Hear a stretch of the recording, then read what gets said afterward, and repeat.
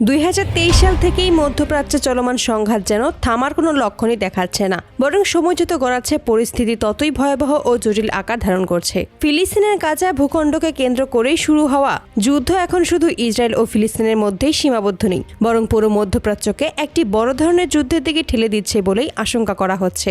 এই সংঘাতের সবশেষ ও সবচেয়ে আলোচিত ঘটনাটি ঘটেছে সম্প্রতি, যখন ইরান সরাসরি ইসরায়েলের একটি সামরিক ঘাঁটিতে অত্যাধুনিক প্রযুক্তি সম্পন্ন মিসাইল হামলা চালিয়েছে বলে বিভিন্ন সূত্রে দাবি করা হচ্ছে।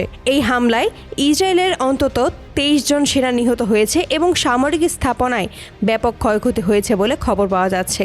2023 সালের শেষ দিক থেকে ইসরায়েলের গাজা উপত্যকায় যে ব্যাপক সামরিক অভিযান চালিয়ে যাচ্ছে তা ইতিমধ্যেই বিশ্বের অন্যতম ভয়াবহ মানবিক সংকটের রূপ নিয়েছে। বিভিন্ন আন্তর্জাতিক মানবাধিকার সংস্থা ও গণমাধ্যমের তথ্যমতে এই দীর্ঘ অভিযানে লক্ষাধিক ফিলিস্তিনি নিহত হয়েছে। নিহতদের মধ্যে নারী ও শিশু সংখ্যা ছিল প্রায় 60%-এরও বেশি।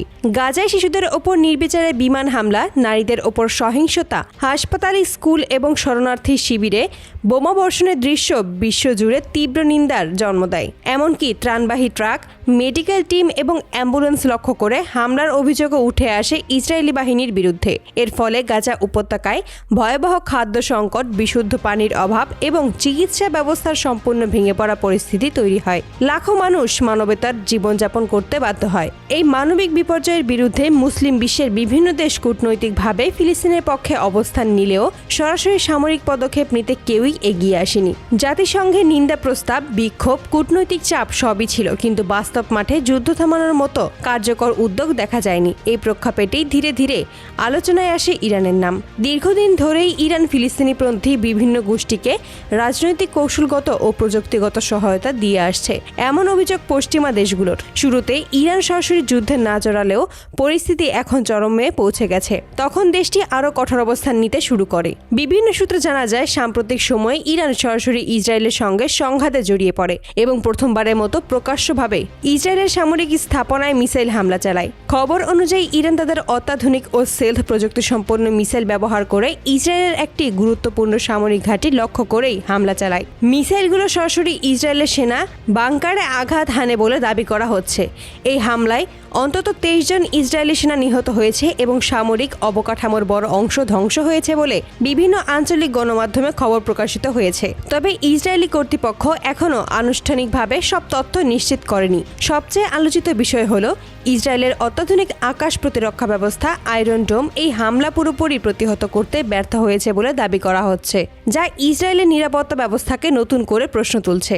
এই ঘটনার পর ইসরায়েলের প্রধানমন্ত্রী বেঞ্জামিন নেতানিয়াহুর গভীর উদ্বেগ প্রকাশ করেছেন বলে খবর পাওয়া যাচ্ছে। নিরাপত্তা বিশ্লেষকদের মতে ইসরায়েলের ইতিহাসে এটি এমন একটি মুহূর্ত যখন দেশটির সামরিক ঘাঁটি সরাসরি বিদেশি রাষ্ট্রের হামলায় শিকার হলো। অন্যদিকে যুক্তরাষ্ট্রও এই ঘটনায় উদ্বিগ্ন, কারণ মধ্যপ্রাচ্যে অবস্থিত মার্কিন সামরিক ঘাঁটিগুলোর নিরাপত্তা নিয়েও নতুন করে শঙ্কা তৈরি হচ্ছে। ওয়াশিংটন জানিয়েছে তারা পরিস্থিতি নিবিড়ভাবে পর্যবেক্ষণ করছে এবং প্রয়োজন হলে প্রতিরক্ষামূলক ব্যবস্থা জোরদার করবে। ইরান এই হামলাকে আত্মরক্ষা নয়, বরং ফিলিস্তিনের ওপর ইসরায়েলের দীর্ঘদিনের নির্যাতনের জবাব হিসেবে উল্লেখ করেছে। ইরানি কর্মকর্তারা জানিয়েছেন, গাজায় নারী ও শিশুর হত্যার প্রতিবাদেই এই পদক্ষেপ নেওয়া হয়েছে।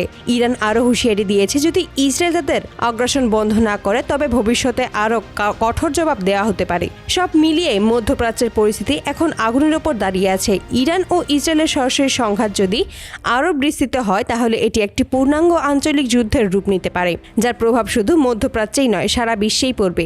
এখন প্রশ্ন একটাই, এই উত্তেজনা কি কূটনৈতিক পথে সমাধান হবে নাকি বিশ্ব আরেকটি ভয়াবহ যুদ্ধের দিকে এগিয়ে যাচ্ছে?